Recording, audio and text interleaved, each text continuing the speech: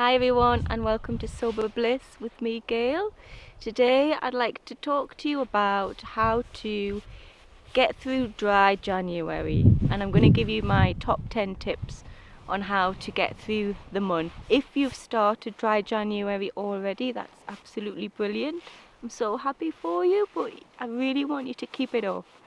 It's roughly around about this time of year, this time of the month rather, the middle of the month, when maybe the motivation's worn off, the hangover certainly has worn off, and then you've got the next 2 weeks, and sometimes it can just feel so long, so difficult. It's a cold month, it's a wet month, it's a miserable month, and all of that kind of negativity and the feeling that, you've got to go on and on can kind of make you want to give up. It can make you feel miserable, and it can make the rest of the month feel worse than it already does, because let's face it, January is a pretty miserable month. But I don't want you to stop your dry January challenge now. I don't want you to give up. I want you to keep going, because the longer you go on this sober journey, the more benefits you will begin to experience. And I don't want you to stop now before you get to the best bits. So here are my top 10 tips on how to get through dry January and be happy about it.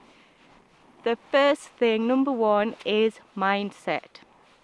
As I just mentioned, January can bring on feelings of deprivation, of misery, of bleakness. And if you go through the month with that feeling of just sadness and January blues, then it won't help you. So instead of feeling like a victim, saying, I can't drink, I'm not allowed to drink, I mustn't drink, you need to change it. You need to stop that negative thinking right now. And I always say this because it's so powerful and it really does work. You must start thinking positive. Switch it up, change it around. So instead of feeling like the victim and that everything's so bad and bleak, turn it into something powerful and positive, because you have made this decision, you have made this choice to be happy, to be healthy, to be hangover free. It's your choice, so just go with it and be happy about it. If you're feeling down, then take a moment to put on some really uplifting, inspiring music, or have a look and find, a powerful, uplifting mantra or affirmation that will really help, lift your spirits and keep you going. And do this every time you start to feel the negativity creeping in. Tip number 2 is a willingness to try, a willingness to keep going and have an open mind.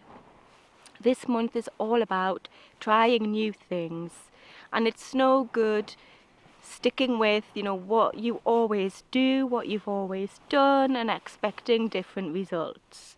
If you really want to get the most out of this month, then you need to start thinking differently and doing things differently. So go to new places, meet new people. Instead of, being miserable because you can't go to the pub with your mates, then why don't you invite your friends out and go for coffee instead? Go to the cinema, go for long walks along the beach, buy something new for yourself. Don't just sit and think about what you've always done and how you can't do it at the moment. Again, it's all about positivity. So be willing to try new things, and the more you do it, the more ways you'll find of getting over triggers and cravings and finding what works for you. And that's the important thing, is to find what you love and stick with it. Tip number 3 is to look after yourself. This is always important, but especially I think when we are going through the early stages of sobriety. Your body's recovering, you might be detoxing still, and you might just feel a bit run down. So it's really important to make yourself feel as good and as healthy as possible. And that means checking in with yourself regularly. So eat when you're hungry, drink plenty of water, look after your sleep, take some time out every day just to sit by yourself and relax. And also take some time out to do something that makes you happy and that brings you joy. And you will feel a lot better if you look after yourself properly. Tip number 4 is to tell people. This is so important. You don't have to go through all the whys and the what have yous and everything. Just tell people that you are busy doing Dry January and you'd like their support. Your friends and family will support you, and the more people you've got to rely on and to help you, the easier it will be for you to keep going. You know, if you don't tell your friends and family what you are doing, then they can't really be blamed for buying you a drink or offering to buy you a drink or bringing round leftovers from New Year's Eve or whatever. So tell them, be upfront and ask for help if you are struggling. You shouldn't have to do this on your own. Tip number 6 is to get outside, which is why I've come here today. It's freezing cold, but it's a lovely, lovely day. And it's so important to get outside in the fresh air, in nature. Even just a 10-minute walk in the fresh air will lift your spirits and make you feel so much better.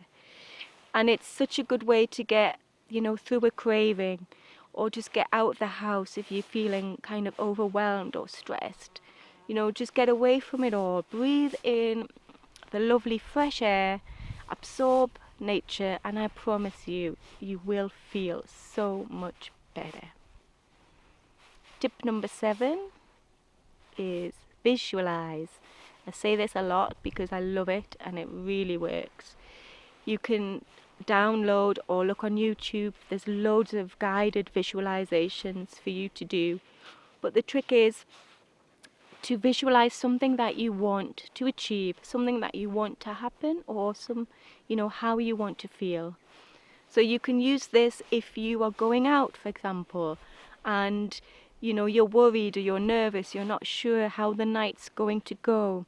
Just take some time and visualize yourself having a really good time and not drinking and not being bothered by it. And it will really help to prepare you and to also reinforce the message that you are, saying to yourself, and it will make it a lot easier.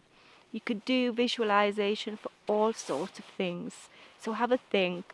What is it you want to achieve? Where do you see yourself at the end of this 31 days? And then visualize it happening so you feel like you're already there, and that will give you huge motivation to carry on.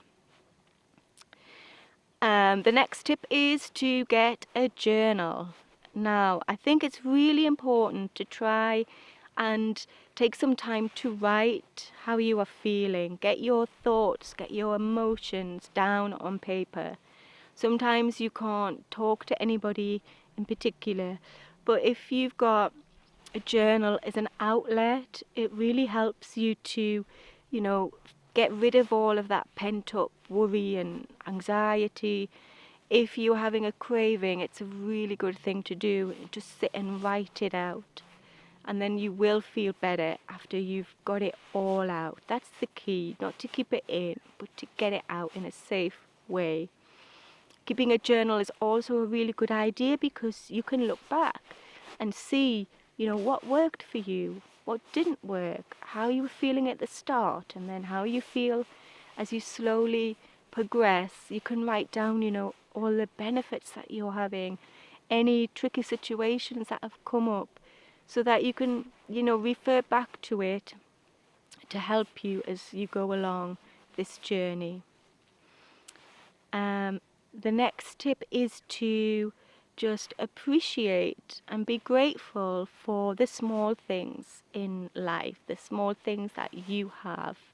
We were talking about this in the Facebook group this morning, and it's just so nice to sit down and appreciate where you are, how far you've come, even just to be grateful for your cup of tea in the morning and that you enjoy it and you don't wake up with a hangover.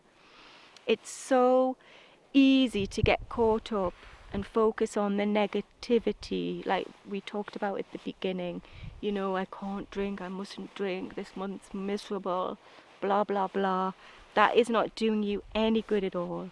But if you just take a step back and look around and just appreciate everything that you already have, and I promise you that will get rid of all of the negativity that's in your life at the moment. It really will. And my last tip is to get support. And that could be support from a friend, a relative. I would encourage you to read as much as you can, blogs, books, join sober communities, either online or in real life, and just get support from people who are in your situation, or they can help you. They've been through it before. And it's so good to have somebody to talk to who knows what you're going through and who understands, and who has, other ways to help you that you might not have thought of. So you shouldn't do this on your own, and thankfully these days there is so much support out there. So if you are really struggling, I would encourage you to reach out now and get support from somebody. So on that note, those are my top 10 tips to help you get through dry January. If you are looking for more support, then I would encourage you to join my Facebook group, which is called Blissfully Sober Mums. We're all doing this dry January together, so come and join us and we will help you out. Have a wonderful day and a wonderful rest of January, and I will see you very soon. Bye.